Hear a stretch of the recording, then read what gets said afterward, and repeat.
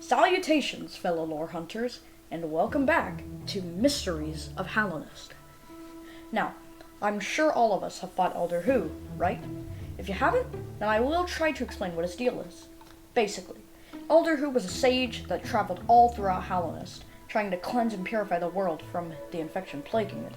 Tragically, however, he lost his life in the fungal wastes, where he was buried in a room free of infected. His story is a tragic one.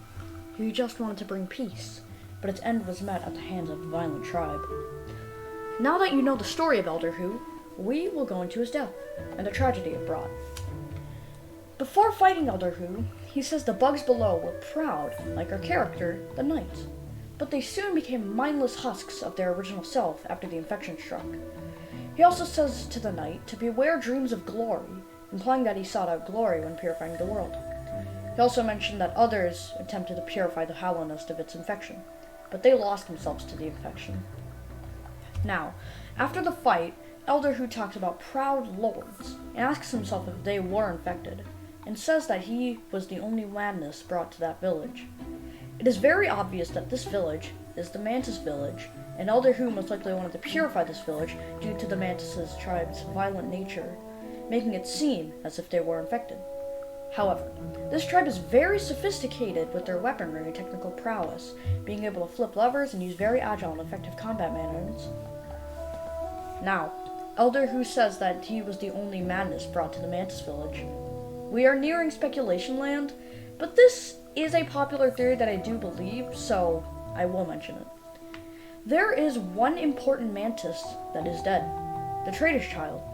Now, I know I've been talking a lot about the madness that Elder Who brought, but here is where it gets mentioned. What if Elder Who killed the Traitor's child, thinking that they were infected? This makes sense, as why else would the Traitor's child be dead? Okay, so I believe that Elder Who killed the Traitor's child, but how does this tie in to the bigger lore of the Mantis tribe? Well, I think it's story time. After the death of the Traitor's child, the Traitor Lord was saddened, ending the life of Elder Who. The Traitor Lord was broken. He didn't know what to do. Without a coping mechanism for this, he decided to embrace the infection and betray his tribe. A medium-sized group of mantises followed the Traitor Lord in his belief. They invaded the Queen's gardens and buried the Traitor's child in a dangerous area in that garden. They all willingly infected themselves and traveled further into the Queen's gardens, finding the White Lady's chamber and trying to invade it, getting stopped by Dryup.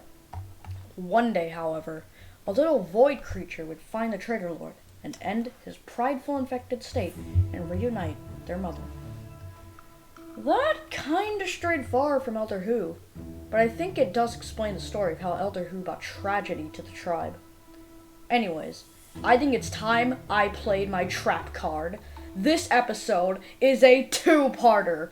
That's right, this is only part 1 of a 2-part episode discussing the Mantis tribe. Episode 2 will be the next episode to Mysteries of Hallownest, so stay tuned for that episode. For a little teaser, it's about the forbidden love between the Traitor's child and Zamir. Anyways, that's all I have. If you want to show support or tell me I should make more of this, then like the video. It helps a lot. And if you want to catch any uploads of mine, subscribe and set notifications to all. Anyways, that's all I wanted to say. Goodbye.